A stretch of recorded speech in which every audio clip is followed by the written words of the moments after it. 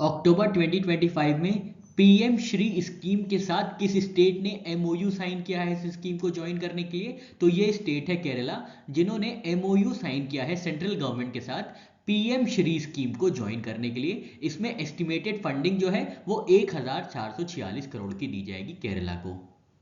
PM Shri scheme की बात करें तो इसका फुल फॉर्म है prime minister school for rising India scheme. ये एक सेंट्रली स्पॉन्सर्ड स्कीम है जिसको स्टार्ट किया गया था, लॉन्च किया गया था 7 सितंबर 2022 को, और इंप्लीमेंटिंग मिनिस्ट्री है पीएम श्री स्कीम की मिनिस्ट्री ऑफ एजुकेशन। इसका एम क्या है पीएम श्री स्कीम का? तो इसमें क्या है, इसमें नेशनल एजुकेशन पॉलिसी 2020 के जो प्रोविजन है उनको इंप्लीमेंट करना। टारगेट क्या है इस स्कीम के अंदर? तो 14,500 पीएम श्री स्कूल्स को स्टैब्लिश करना ऑल ओवर इंडिया।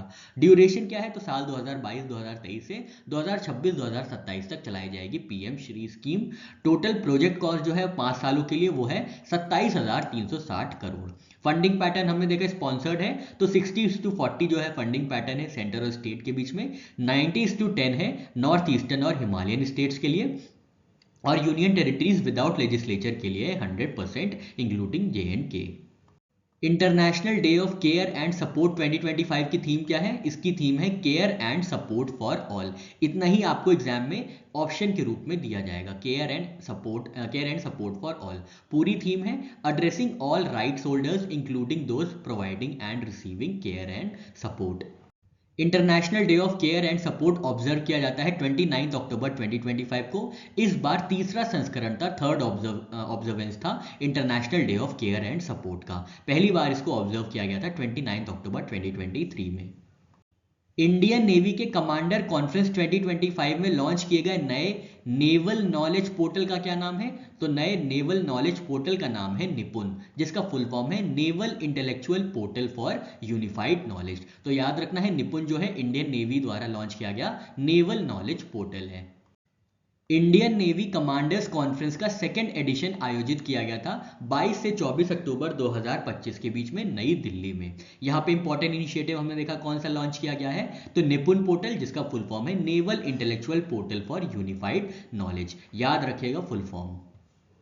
अक्टूबर 2025 में तमिलनाडु के कौन से 4 जिले को डिस्ट्रिक्ट्स को इंक्लूड किया गया है प्रधानमंत्री धन धान्य कृषि योजना में? तो ये 4 डिस्ट्रिक्ट्स हैं रामनाथपुरम, शिवगंगा, थूथुकुडी और विरुद्धनगर, जिनको इंक्लूड किया गया है प्रधानमंत्री धन धान्य कृषि योजना के अंतर्गत।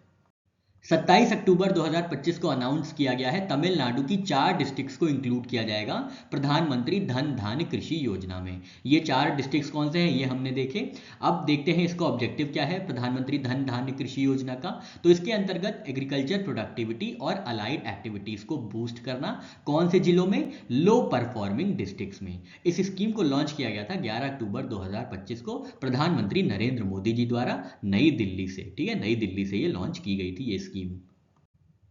इस स्कीम का टोटल बजट है 24,000 करोड़ रुपए, और इसका ड्यूरेशन होगा, टेन्योर होगा 6 सालों का, फिस्कल ईयर 2026 से फिस्कल ईयर 2031 तक। इस स्कीम को अनाउंस किया गया था यूनियन बजट 2025-2026 में। टोटल कितने डिस्ट्रिक्ट्स को कवर किया जाएगा? तो 100 डिस्ट्रिक्ट्स अक्रॉस इंडिया को कवर किया जाएगा प्रधानमंत्री धन धान्य कृषि योजना के अंदर।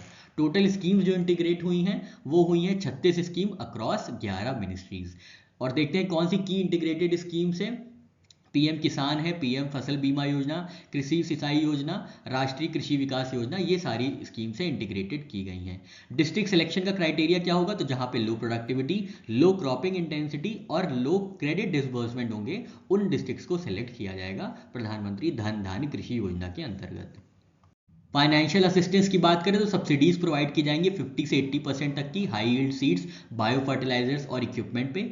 शॉर्ट टर्म क्रेडिट प्रोवाइड किए जाएंगे 50,000 से 1 लाख तक with interest of 4 to 7%। Long term credit का भी प्रोविजन है यहाँ पे, 1 से 10 लाख रुपए तक का लॉन्ग टर्म क्रेडिट प्रोवाइड किया जाएगा प्रधानमंत्री धन धान्य कृषि योजना के अंतर्गत। और इंटरनेशनल एक्सपोजर भी है जहाँ पे 500 फार्मर्स को स्पॉन्सर किया जाएगा इंटरनेशनल ट्रेनिंग के लिए। ड्रिप इरिगेशन जानने के लिए इजराइल भेजा जाएगा, प्रिसीजन फार्मिंग के लिए जापान भेजा जाएगा, और ग्रीन हाउस टेक्नोलॉजी को लर्न करने के लिए नीदरलैंड्स भेजा जाएगा। तो ये इंटरनेशनल एक्सपोजर भी आप ध्यान में रखिएगा, प्रधानमंत्री धन धान्य कृषि योजना के अंतर्गत किया जाएगा।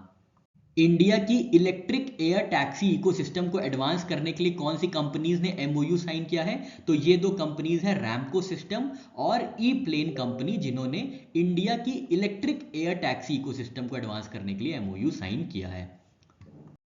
ई प्लेन कंपनी की बात करें तो आईआईटी मद्रास द्वारा इंक्यूबेटेड स्टार्टअप है ये, तो ये एक पॉइंट है, याद रखिएगा ई प्लेन कंपनी का। इनका फ्लैगशिप प्रोडक्ट है E200X electronic vertical take off and landing aircraft, EVTOL। कौन सी ऑर्गेनाइजेशंस ने मिलकर जॉइंटली लॉन्च किया है महा मेडिटेक मिशन? तो ये ऑर्गेनाइजेशंस है Anusandhan national research foundation, Indian council of medical research and Gates foundation. Meditech में इनोवेशन के लिए इन्होंने महा मेडिटेक मिशन लॉन्च किया है, जिसका ड्यूरेशन होगा 5 सालों का और टोटल आउटले है 750 करोड़ रुपए का। योनेक्स फ्रेंच ओपन 2025 में मेंस सिंगल्स टाइटल का खिताब किसने जीता है? तो डेनमार्क के खिलाड़ी हैं एंडर्स एंटनसन, जिन्होंने Yonex French open 2025 badminton tournament में खिताब जीता है मेंस सिंगल टाइटल में। इसको आयोजित किया गया था फ्रांस में। मेंस सिंगल्स का खिताब हमने देखा डेनमार्क के खिलाड़ी हैं एंडर्स एंटनसन, इन्होंने जीता है। इन्होंने फ्रांस के खिलाड़ी क्रिस्टो पोपोव को हरा के ये खिताब जीता है। विमेन सिंगल्स चैंपियन की बात करें तो साउथ कोरिया की आन से यंग है जिन्होंने ये खिताब जीता है, और इन्होंने ये खिताब चाइना की वांग जी यी को हरा के जीता है। मेंस डबल विनर्स में जो विजेता रहे हैं वो है साउथ कोरिया से किम वोन हु और सी सेंग जे, ठीक है, टिपिकल नाम है, याद करिएगा, आप कोशिश करिएगा।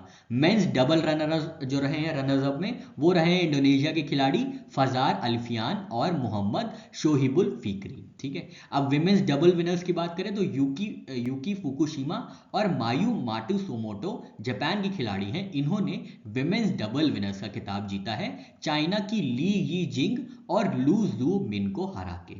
मिक्स डबल विनर्स की बात करें तो चाइना के खिलाड़ी हैं फेंग यांग जी और हुआंग डोंग पिंग, इन्होंने जीता है मिक्स डबल विनर्स। किसको हरा के? डेचापोल पुवरारेक और सुपिसारा पावेसपरम को हरा के। ये थाईलैंड के खिलाड़ी हैं, ठीक है, तो ये एक बार दो बार आप देख लीजिएगा, नाम याद हो जाएगा। कॉन्गी वेरा इंटरनेशनल पोलो कप 2025 का खिताब किसने जीता है? तो टीम इंडिया ने जीता है कॉन्गी वेरा इंटरनेशनल पोलो कप खिताब 2025 का टीम अर्जेंटीना को हरा के। इसको आयोजित किया गया था नई दिल्ली में। डिसलेक्सिया अवेयरनेस मंथ 2025 कब ऑब्जर्व किया गया है? तो अक्टूबर 1 से अक्टूबर 31 तक ऑब्जर्व किया गया है dyslexia awareness month. Dyslexia awareness day की बात करें तो 8 अक्टूबर 2025 को ऑब्जर्व किया गया था डिसलेक्सिया अवेयरनेस डे, और डिसलेक्सिया अवेयरनेस वीक ऑब्जर्व किया गया था अक्टूबर 6 से अक्टूबर 11 2025। एविएशन सेक्टर को बूस्ट करने के लिए भारत में किस राज्य सरकार ने लॉन्च की है स्कीम जिसका नाम है बीमान? तो बीमान स्कीम जो है ये लॉन्च की गई है ओडिशा सरकार द्वारा। इसके अंतर्गत क्या है, एविएशन असेट्स और नेटवर्क को बिल्ड और मैनेज किया जाएगा। इसका ड्यूरेशन होगा 5 सालों का, टोटल प्रोजेक्ट आउटले है 14,000 करोड़ रुपए। पोषण अभियान और प्रधानमंत्री मातृत्व वंदना योजना के अंतर्गत नई हेल्पलाइन 1515 कौन सी पुरानी हेल्पलाइन को रिप्लेस करेगी? तो पुरानी हेल्पलाइन थी 14408, जिसको रिप्लेस किया गया है नए नंबर के साथ 1515। ये हेल्पलाइन नंबर है बेनिफिशियरीज का ऑफ पोषण अभियान एंड प्रधानमंत्री मातृत्व वंदना योजना। नया हेल्पलाइन नंबर लॉन्च किया गया है 1515, याद रखिएगा, ministry of women and child development द्वारा।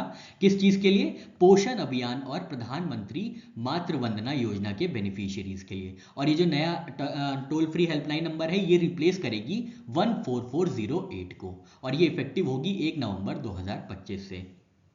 नेशनल क्रिटिकल मिनरल मिशन के अंतर्गत किन दो इंस्टीट्यूट्स को रिकॉग्नाइज किया गया है एज सेंटर ऑफ एक्सीलेंस? तो ये दो इंस्टीट्यूट हैं IISc बेंगलुरु जो कर्नाटका में स्थित है और सीमेट हैदराबाद जो कि तेलंगाना में स्थित है। इन दोनों को रिकॉग्नाइज किया गया है एज सेंटर ऑफ एक्सीलेंस। 24 अक्टूबर 2025 को मिनिस्ट्री ऑफ माइंस ने रिकॉग्नाइज किया है दो नए centres of excellence under national critical mineral mission. कौन कौन से इंस्टीट्यूट्स हैं जिनको रिकॉग्नाइज किया है? तो इंडियन इंस्टीट्यूट ऑफ साइंस है बेंगलुरु कर्नाटका, और सेकेंड इंस्टीट्यूशन जो रिकॉग्नाइज किया गया है वो है centre for materials for electronics technology CMET Hyderabad Telangana. किस मिशन के अंदर? नेशनल क्रिटिकल मिनरल मिशन के अंदर। अब टोटल जो सेंटर ऑफ एक्सीलेंस की संख्या हो गई है वो हो गई है 9। United Nations conference on trade and development 16 की थीम क्या है? इसकी थीम है shaping the future, driving economic transformation for equitable, inclusive and sustainable development. United Nations conference on trade and development का 16वां संस्करण 16 सेशन आयोजित किया गया था स्विट्जरलैंड में 20 से 23 अक्टूबर 2025 के बीच में, और इसकी थीम थी shaping the future, driving economic transformation for equitable, inclusive and sustainable development. UNCTAD 16 के जो प्रेसिडेंट हैं वो हैं स्विट्जरलैंड से गाय पारमेलिन। याद रखिएगा, गाय पारमेलिन जो है वो अंकटाड 16 सेशन के प्रेसिडेंट रहे हैं। इंडिया की तरफ से रिप्रेजेंट किया गया है पीयूष गोयल जी द्वारा, जो कि union minister of commerce and industry हैं। की आउटकम्स की बात करें तो यहाँ पे Spain led Sevilla forum on debt launch किया गया है और अडॉप्ट किया गया है Geneva consensus for just and sustainable economic order. ठीक है, तो ये कुछ पॉइंट्स है, याद रखिएगा। कौन सी कंट्रीज को रिमूव किया गया है फाइनेंशियल एक्शन टास्क फोर्स की ग्रे लिस्ट में अक्टूबर 2025 में? तो ये 4 कंट्रीज हैं, बुर्किना फासो, मोजाम्बिक, नाइजीरिया और साउथ अफ्रीका, जिनको रिमूव किया गया है एफएटीएफ की ग्रे लिस्ट से अक्टूबर 2025 में। फाइनेंशियल एक्शन टास्क फोर्स की 4th प्लेनरी मीटिंग 2025 में आयोजित की गई थी पेरिस फ्रांस में 22 अक्टूबर से 24 अक्टूबर 2025 के बीच में। इसको प्रिजाइड किया गया था एलिसा डे एंडा मड्राजो के अंतर्गत, जो कि मेक्सिको के हैं और ये प्रेसिडेंट है, एफएटीएफ के प्रेसिडेंट हैं। कौन सा एडिशन था? तो हमने बताया 4th प्लेनरी मीटिंग थी अंडर मैक्सिकन प्रेसिडेंसी। ठीक है, नए पार्टिसिपेंट्स कौन से रहे हैं? तो जमाइका, नाइजीरिया और कीनिया, इन्होंने ज्वाइन किया है FATF plenary meeting for the first time. Frequency क्या होती है प्लेनरी मीटिंग्स की? तो तीन बार होती है, एक साल में 3 बार प्लेनरी मीटिंग ऑर्गेनाइज की जाती है। कौन कौन सी कंट्रीज को रिमूव किया गया है ग्रे लिस्ट से? तो हमने देखा बुर्किना फासो, मोजाम्बिक, नाइजीरिया और south Africa. High risk countries की बात करें, जो ब्लैक लिस्टेड कंट्रीज हैं, वो हैं democratic Republic of Korea, Iran और म्यांमार। एफएटीएफ की बात करें तो इसको स्टैब्लिश किया गया था 1989 में। हेडक्वार्टर्स है पेरिस फ्रांस में। प्रेसिडेंट है मेक्सिको के एलिजा डे एंडा मड्राजो। स्टैब्लिश किया गया था हमने देखा 1989 में।